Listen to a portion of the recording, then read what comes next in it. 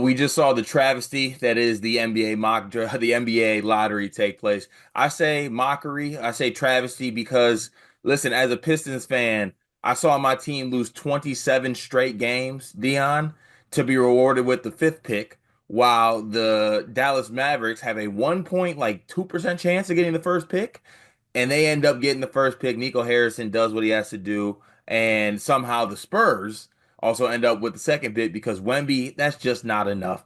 But now that the NBA draft lottery is complete, we know which teams are picking when and where. I want to do a little lottery mock draft here, you and I. Um, you can take the one pick, you can take the two pick. We'll go through it and we will draft for the lottery. First off, any thoughts post, how the ping pong balls fell? Yeah, I want to congratulate Adam Silver. He finally understands that parity is not what we want. We want stars on 2 to 3 teams, and we want good ratings. He's finally in his David Stern bag.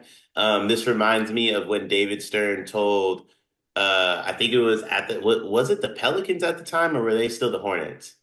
I think they were the no, they were the Hornets at the time, I Yeah, think. he told them, no, you will not trade Chris Paul to the Lakers. You'll trade him to the Clippers, and I will give you Anthony Davis. You're welcome.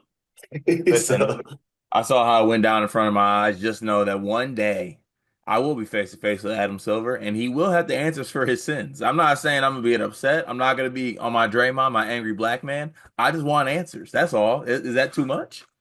it's not, but I'll give him a handshake. So I was out on Adam Silver until last night. Uh, No, big Adam Silver guy. couldn't have been more out on Adam Silver until last night, all the way back in. I think he gets it.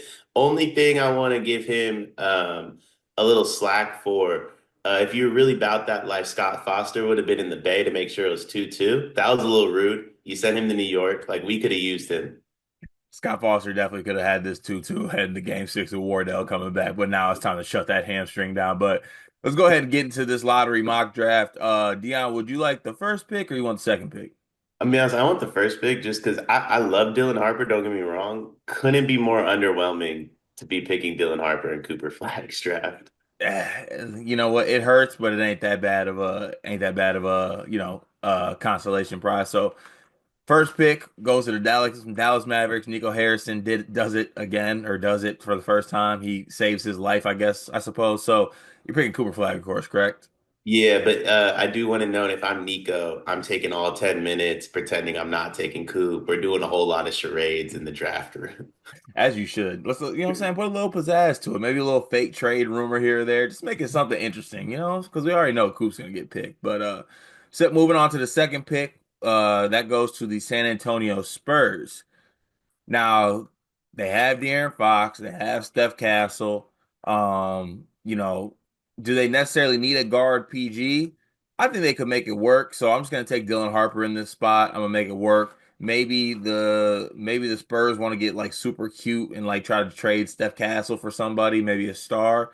But yeah, I'm just gonna pick Dylan Harper with this pick. I think he's the second best player in this draft, and I'm just not gonna let him fall at this spot. Do you think both the Mavs and Spurs pick? Like, which one of them's getting Giannis? I think it's more likely that. Oh, I don't know. Honestly, I think the Spurs more likely to get Giannis, but I don't know. Maybe Dallas does. You probably think Spurs too, or no? I think Spurs too, just because if I'm Giannis, I'm forcing my way there instead of to play with like Kyrie coming off a torn ACL. But it would be very Nico Harrison to pull that Giannis gets Who would the Mavs trade? the number one pick. Flag for Giannis? Yeah, That all right, trading two generational white boys in the span of 3 months is crazy. Like you don't see exciting whites every now and then. You just trade them. That'd be crazy. You don't want to be the GM that traded Cooper Flag, with all due respect. but it's Giannis though. It is Giannis, but it's also Coop. It is also cool. It Yeah, is it's also. also cool. All right, moving on. Pick number three. We have the 76ers. Um, I mean, I disagree with the pick, but it is Ace Bailey. Like, I'm not gonna do anything crazy just because I don't think he's the third pick. It's definitely Ace Bailey. Yeah, I think it's Ace Bailey too. And then you have, you kind of establish a young core there, and hopefully like Embiid can be healthy. Hopefully Paul George can be healthy. And maybe you can make something work. But at the worst, I mean, Paul George was looking pretty average last season compared to what he usually is. He's getting up there in age. Other guys are aging. Joel Embiid just can't stay healthy. Maybe rock with just Maxey, Bailey, McCain, try to build around that and do what you can. But yeah, I think it's probably a good pick taking the 6'7" Bailey. Yeah, it's just so funny to me. We'll keep moving on here. All right, pick number 4 for me. We got the Charlotte Hornets. Oh man, well, first of all, once again, this team is just forever going to be just thrown into purgatory, I think. I think they take VJ Edgecombe at this spot. You slide him in at the 2, have a guard next to LaMelo. He's kind of like an athlete, which I don't think LaMelo necessarily is. You have like a high poppy athlete, Brandon Miller on the wing, Miles Bridges. I think you just kind of figure it out from that point. But man, I feel bad for the Hornets. I truly do. Sliding to pick 4, it's not the worst thing in the world, but like obviously, what is going to get them out of here eventually? I feel bad for VJ Edgecombe. Yeah, because Charlotte's where careers going to die. Yeah. And he's not built to withstand what happens in Charlotte. Like the one player I think that could offset all the craziness in Charlotte, I think is Khan. And he won't go there. Yeah. The one thing I will say is that, they did, even though they didn't get the first pick, they fall to a spot where they don't necessarily have to choose between Ace Bailey because Ace Bailey is assuming going to be gone by 3. So it's like you just get a 2 guard, either Edgecombe or Johnson, your choice. I say Edgecombe at this spot, and you kind of feel good about it. And you make that work. But moving on to you, pick number 5, we have the Utah Jazz. I think you just take best player available. Honestly, hot take. I think they should take worst player available because they just can't get anything to go right in the lottery. So I think if you just run it back with you having the best odds, eventually you'll get number one.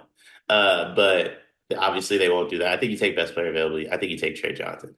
Yeah, Trey Johnson is a good pick for them. Also, sorry to Utah fans. I know what it feels like. They had a 14% chance to get the number 1 pick and they fall to number 5. That shit hurts. I know how that goes. It is what it is. But yeah, I think they take Trey Johnson to the spot. They got Isaiah Collier last year. Maybe that's their point guard of the future. He had some moments last season.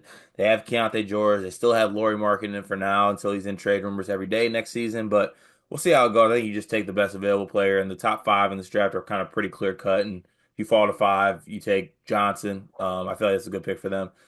Pick 6, the Wizards. I'm sorry that the Wizard fans crashing out last night was pretty funny. I gotta say, but let's see what we got here. Um, I'm just gonna take Khan at this spot. I think they need a guy that can score, shoot the ball. Bub Carrington showed a little bit. They have Poole on the team still. I just think Khan's gonna be a scorer in the league, and I think they need it. Those names are tough, man. Yeah, I mean yeah, pick 6, tough is Yeah, what can I it. be honest? I think they should take Queen. Queen at 6. Yeah. That's pretty high. I would trade back if they want Queen that bad. They could probably get him at like 10, 12. To me, Queen has the highest upside left.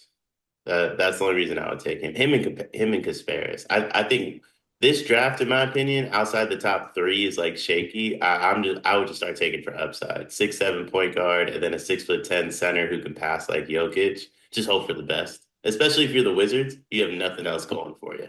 Hey, you are the Wizards. You got to remember that. All right, pick 7, the New Orleans Pelicans. Today's video is presented by Underdog Fantasy. Well, what's going on with your hat? Well, my hat's not supposed to be this way, is it? I don't think so. No. Just like people who watch these videos are not supposed to not sign up for Underdog Fantasy using promo code SLEEPERS. At the time of this recording, we have 49 people who have signed up as a first-time user with Underdog Fantasy. Use promo code SLEEPERS. 50 is a very, very important number. 50 is a number we would really like to get to. You, loyal listener, person watching this video right now, could be the person who gets us over the hump with number 50. And we have a great free pick that you get with this. Donovan Mitchell to score at least 1 point. How many points did Donovan Mitchell have in game 2, Cart? I believe he was too short of 50 with 48. Yeah, he had 48 points, 50. Very key number for a lot of reasons. If Donovan Mitchell scores 1 point, you cash in your free pick, and you can get your deposit match bonus up to $1,000 with promo code SLEEPERS. Sign up, put the promo code in, SLEEPERS. Get that deposit match, get yourself free funds, use the free pick, cash that winner, and turn your hat the right way. Um, boy, what? Hey, I packaged the pick with McCollum just to get off the contract. would be. That's No, I think this is the man landing spot. man. Yeah, Yeah. I can see that. You know, have a big rim protector. He measured incredible. Hope that you have just a defensive stalwart center for the future. And just kind of go from there. And I don't know, the Pelicans are just stuck in this weird spot, and it's just like, what is actually going to happen? So you might as well just acquire some young talent, maybe take a swing here. So I like that pick for them. The Nets now have the pick at 8. At this spot, oh, I'm thinking. See, now we're getting to like the Kasparis and Yegor range. I think the Nets have like 4 first round picks too, so like they can just start firing away. Um, who do I want for them at this spot? They just need talent for real. They just need somebody. I'm actually gonna take Yegor at this spot. I think someone that can pass the basketball. They need like he's probably the best passer in the draft, I think. He measured well at the combine. I just think that they need somebody that can run the team, distribute the basketball, and then obviously they got a lot more work to do to fill in some other holes during the draft. But just start by getting your PG. I'm gonna go Yegor at this spot. Why are you Jaeger over Kasparis? I have just kind of soured on Casparis a little bit, and it's probably gonna come back to bite me, but I don't know. It's just the whole step backy thing. Honestly, this all stems from Greg calling him Killian Hayes, and I can't get over that. That's fair. That's It fair. Killian did hurts. a lot of damage to your friend. Yes, so much. A lot of damage. No, that's completely fair. I will say this, not enough people are talking about how screwed the Nets got in this lottery, too. They got absolutely can't like they were throwing out lineups that garnered a top 5 pick and they fall to 8. That's just crazy. I mean, that team, that Pelicans roster is nasty, but at least you have Zion. This Nets roster, like D'Angelo Russell's still the best player. It's been 7 years since like that was a thing. Yeah, like come on now. It's eventually they got to figure it out. All right, pick 9, the Raptors. If Man is going six to the Pelicans, this is the Derek Queen spot. Then they're gonna take a center of some sorts. I think you pair a center next to they have Brandon Ingram now. Yeah, they got Ingram, they got Scotty Barnes, they got RJ Barrett quickly. Yeah, that team's really bad. But they have every other position besides center though. Yeah, that team stinks. But yeah, I like that pick for them. I love Derek Queen. So at least like I'm not sure where they'll play Scotty Barnes. If they play Scotty Barnes at the 4, I actually like a Scotty Barnes, Derek Queen like front court. I think that works out pretty I well. like Barnes and Queen. I don't like that they just got a bunch of other dudes who just dribble, shoot, and the ball doesn't always go in the basket the way they think it does. Did you think about them taking Kasparis at the spot or a point guard? So I think Kasparis is the pick. I think Masai, well, I don't know how to say his last name. I'm not even gonna try. Masai's biggest issue is he just doesn't, he can't function and like say like, hey, we are bad. So he thinks this team's really good and that a center is like the missing piece, when in reality, Barrett stinks, Ingram stinks, Emmanuel quickly is like a really good backup who you paid like $30 million. Um, and then I think they still have Ochai Abaji. We're still doing that stuff off the bench too. So it's just not a good team to me, but he thinks they are. I respect that. All right, pick 10, the Rockets. Mm. See, I would have. This is Kasparis. You think this is Kasparis? You think they go PG? Yeah, this is Kasparis because you move off of Fred. I think you move off of Fred and some of the young guys to swing for the fences for a superstar. Then you bring Kasparis in to kind of have that youth movement at the guard spot. Yeah, you know what? I like that pick. Let's go Kasparis. Number 10 to the Rockets. All right, you're up with Portland Trailblazers at 11. And I just hijacked the Rockets. Do you want the Blazers pick? Yeah, you know what? Let me get the Blazers pick because you just felt the need to really pick for the Rockets in that spot, which Yeah. I guess okay, that's fine. Um, oh, I'm not sure really. I would have loved like a Derek Queen at this spot, like a Derek Queen and Kling in front court. I still think they need a PG.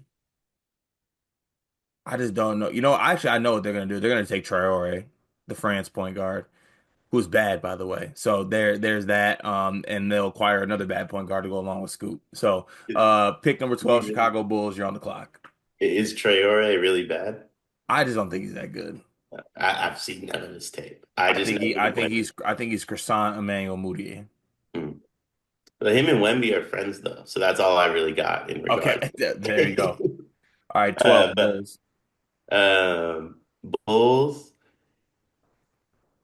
boy, this team stinks. These lottery teams are pretty bad. I guess that's how it works. You don't make the If you're bad, playoffs. you're in the lottery. I'm gonna go with Colin Murray Boyles. That's a really high upside guy, in my opinion.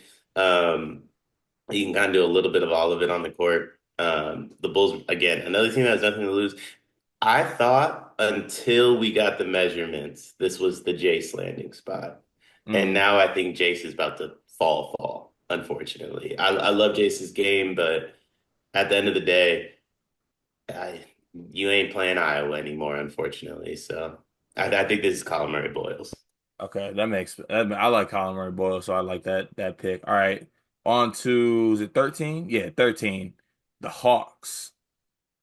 Ooh, what are the Hawks? I mean, they're just in the Trey Young purgatory right now. They got Jalen Johnson, who I like. I would have loved for them to get a big at this spot, but ooh, I think they need somebody. I'm gonna pick Jeremiah Fears at this spot. Oh, we hadn't picked him yet? Yeah, I'm gonna go. I thought you were gonna. I thought you were maybe gonna pick him to one of the other teams. Honestly, I probably could have picked him to the Blazers. I forgot about him too. I know I picked Traore, but yeah, if this happens, I think that the Hawks rush to pick Jeremiah Fears at 13. I think you can play him with Trey Young. Now it's gonna be a smaller backcourt, obviously, and you have to figure that out. But I like that pick. This is yeah, the comments are gonna kill us. The fact that we just went Casparis, Colin Murray Boyles, Nola Traore, and didn't even consider Jeremiah Fears, like I Hand gotta up. own that one. And up, Gotta own that. and up accountability. All right, finish it off for us here. We have pick 14 to the Spurs once again. I think the reality is this pick doesn't get made. It gets traded, and or if it does get made, you're talking about a draft and stash guy. Like I don't think they're gonna pick somebody that's actually gonna play in the NBA next year if they keep it. Just because of the sheer amount of roster spots they have, and I think they want to keep some cap to kind of add talent around Wemby and Harper if they were to keep the second pick as well. But for the purpose of the exercise, I'm gonna pick I'm gonna pick Liam McNeely just because I think it's more fun to do that than to pick one of the international dudes that won't play. Yeah, And if break. it ain't Liam McNeely, Will Riley's about to jump. You think Will Riley's gonna go that high?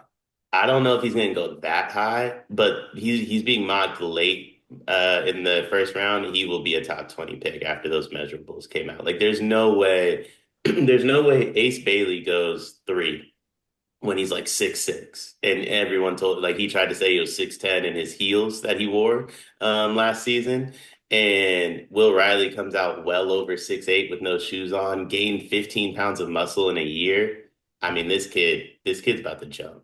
Yeah, I can see him taking a jump. I thought you maybe would look at Danny Wolf at this spot because he just seems like a Spursy pick, and maybe he jumps up into that range. Maybe a Carter Bryant as well. But yeah, I like that mock draft. I like how the way that unfolded, and I'm happy the Pistons aren't in the lottery anymore. It's weird to not see them here, and I'm hoping for a lot of draft night chaos. I think it's gonna happen. I hope we get it. But that was a fun exercise.